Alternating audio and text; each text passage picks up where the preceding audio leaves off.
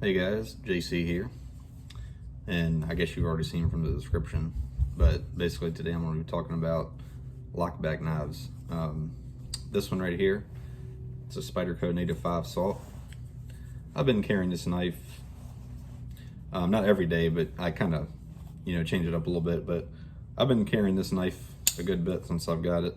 I got it right around Christmas time. Haven't had to sharpen it yet or even really touch it up. I mean, they just cut boxes and cardboard and electrical tape, a couple of zip ties at work, things like that. It's been very, very sharp. It's been doing good. Got a couple little scratches on it from different things, but it's still doing good. So this to me, nice and solid. I mean, I love the feel of the Spyderco, the way they have the grips right here. They have the diagonally cut grips that go one way on one side and the other way on the other side. But in my opinion, these Native 5 knives, I'm not sure if I'm gonna get another Salt or not, but I may get another one. Lockback knives to me, I mean, they're kind of a old school thing you think of back, the old bucks and different things like that. I think nowadays everybody just wants to have, I gotta pull my sleeve up because earlier I was opening up and it got caught on my sleeve, but everybody wants to have a fidgety factor type of thing. They just want to be able to just play with a knife, which is very fun. You're sitting on the couch or you're doing something. You want to just come over, open it up, do what you got to do, flip it back down with one hand. You don't need two hands to do it. This one, you can open it up with one hand, but it's a little bit of a pain in the butt because you got to, sometimes your finger slips off and you got to shift it, like just happened with me right there. But I mean, it's very strong. Extremely strong.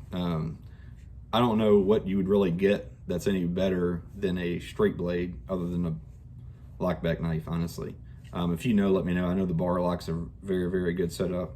But as far as a breakage or anything like that, or something you're trying to do if you're going out in the woods and you want a folding knife, in my opinion, there's not much stronger than a lockback knife. They've been out for years for a reason. And I mean, once you get it out, they just, I don't know. In my opinion, it's just a great knife all around. Like I said, if you're out in the woods, if you're doing anything, I know it works. Some knives, when you open them up and close them, I love my Deca, my Hogue Decas.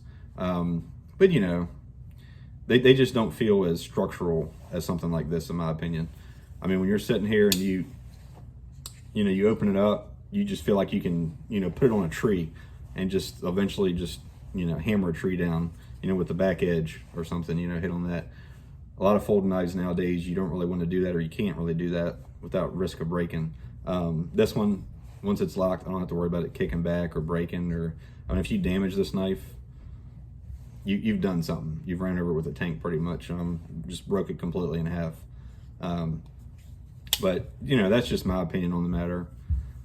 And it's, like I said, it's one of those things nowadays, especially if you have a folding knife, you kind of want it to be a little bit fidgety and you want to be able to open it with one hand.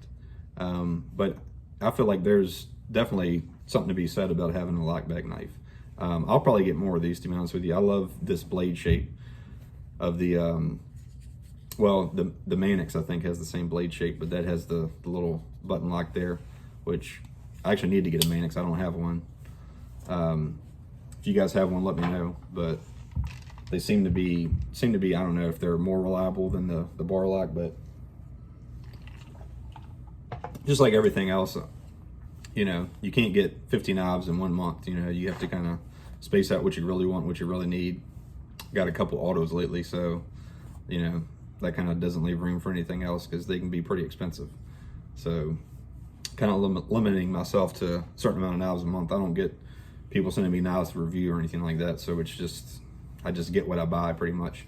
And that's another thing. I like watching reviews online, I appreciate all the people that actually comment stuff. I'll do another separate video on this, but that's one thing I've noticed is different between the knife community and the pipe community, because you can see I have, pipe videos and knife videos on my channel. But it just seems like to me, people in the pipe community, they're more open to give ideas or give feedback.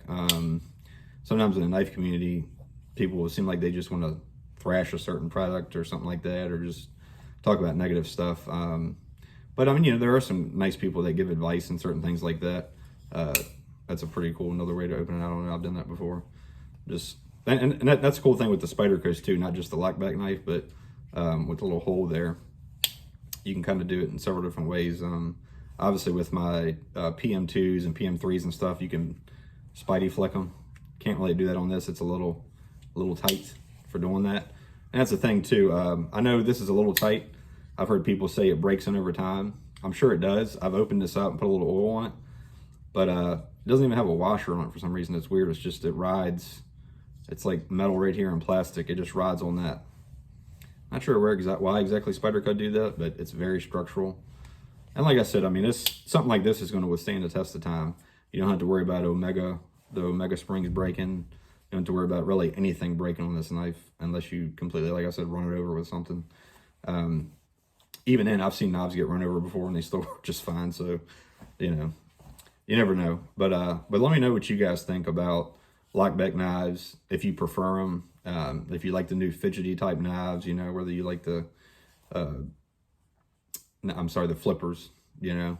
Kind of getting away from flippers the past couple of years. I was into them about, I don't know, 5-6 years ago, but I don't know, they just don't do it for me now. The lockback, well, this right here, you know, this is a really cool tool, but the bar locks and a couple of the other ones, can't think of them right now off the top of my head, different types of locks that people use, but oh, the button, there you go.